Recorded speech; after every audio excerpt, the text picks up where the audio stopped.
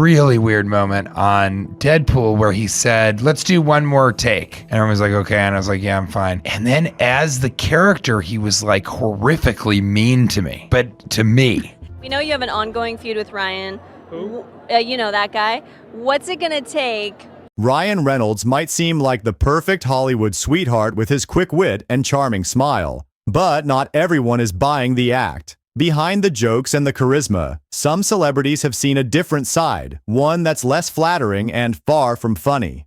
In this video, we're diving into the shocking stories of 5 celebrities who brutally dissed Ryan, exposing his alleged arrogance, rudeness, and power plays. From co-stars who felt undermined to former friends who no longer speak to him, these tales reveal a much darker side to the actor we all thought we knew. Really weird moment on Deadpool where he said, let's do one more take. And everyone was like, okay. And I was like, yeah, I'm fine. And then as the character, he was like horrifically mean to me, but to me. Cathartic. But as if I'm Weasel. TJ Miller, known for his role as Weasel in Deadpool, sits down for an interview, his usual playful demeanor nowhere to be seen. He looks unsettled as he recalls, there was this weird moment on Deadpool where Ryan was horrifically mean to me, as if he was actually the character, but it felt very real. But TJ says it went beyond just method acting. He describes how Ryan used his position as the film's lead to humiliate him, pointing out his role as a side character. He said, you know what's great about you, Weasel? You're not the star. You just do enough exposition that's funny, and then we can get back to the real movie.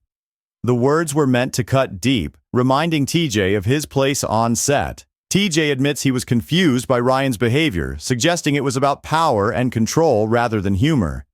It felt like he needed to remind me that I wasn't as successful as him, he reflected. This wasn't playful banter. It was about asserting dominance. TJ's story isn't an isolated incident.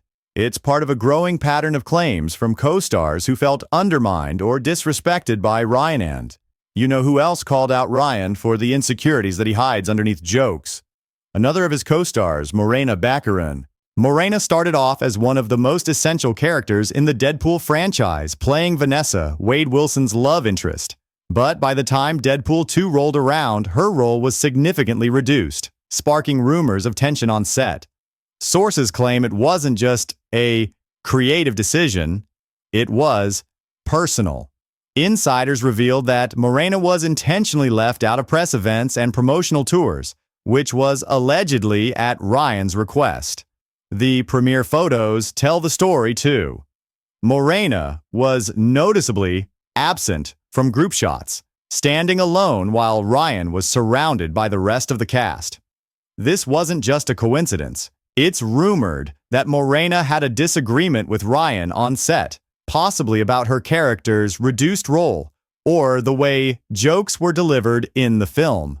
But whatever the argument was about, Ryan reportedly didn't take it well. Those close to the situation say Ryan used his power as the film's lead and producer to sideline Morena, ensuring she wouldn't get as much attention as before.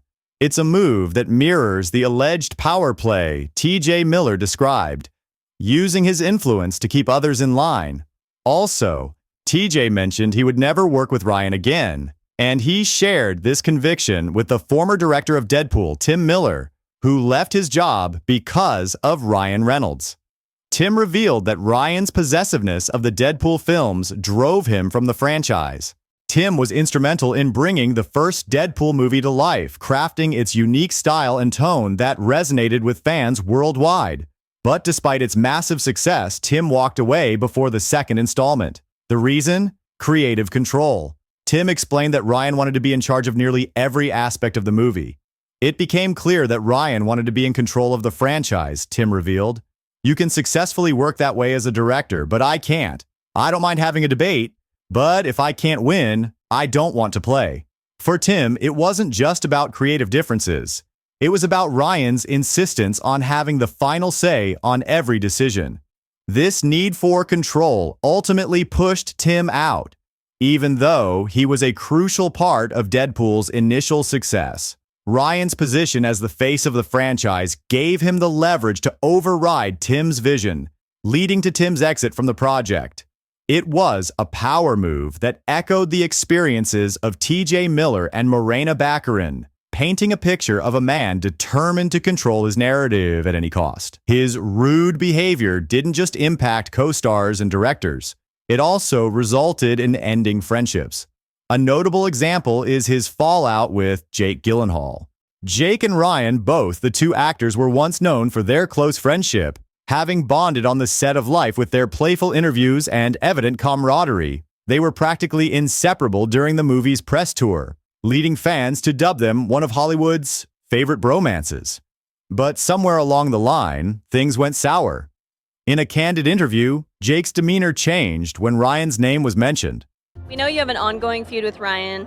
Who? You know that guy. What's it going to take for him to actually be BFFs with you? Well, I mean, in truth, there was a time in which we were. When asked about their friendship, Jake bluntly responded, "I have nothing to say to him." His cold tone and facial expression spoke volumes, revealing the depth of their falling out. While neither of them has publicly detailed the cause of the rift, industry insiders suggest that Ryan's ego and controlling behavior played a significant role. Jake's dismissive response hinted at unresolved issues, but Jake isn't the only one who seemingly distanced himself from Ryan after working with him on Life. Rebecca Ferguson, another talented actor from the same movie, has also noticeably avoided any public association with Ryan. During the film's promotional tour, Rebecca was visibly distant and reserved whenever Ryan was around, avoiding direct interactions and keeping her comments strictly professional.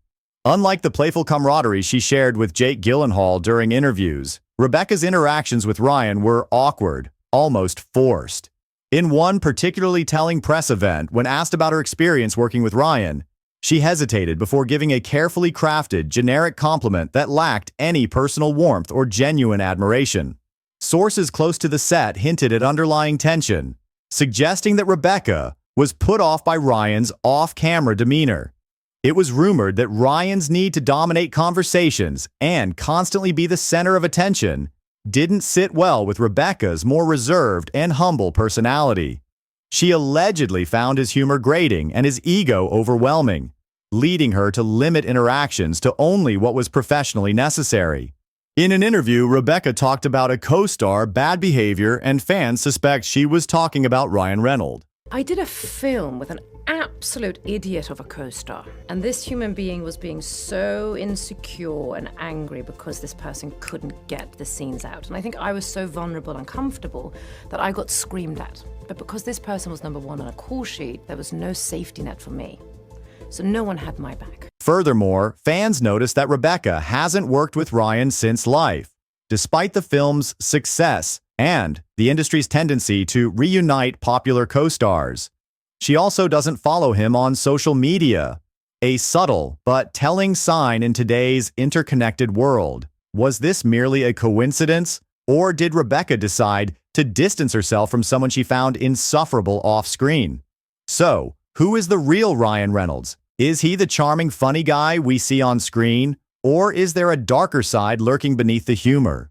The stories from T.J. Miller, Morena Baccarin, Tim Miller, Jake Gyllenhaal, and Rebecca Ferguson paint a complicated picture, one of power plays, insecurities, and broken friendships.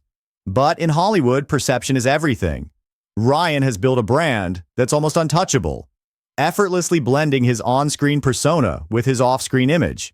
Yet, as more voices speak out, the cracks in that image are becoming harder to ignore. Is this just the cost of being on top, or is there something more troubling behind the charm? The truth is out there, but it depends on who you believe. What do you think? Is Ryan Reynolds the hero we all love, or is he hiding a much darker side?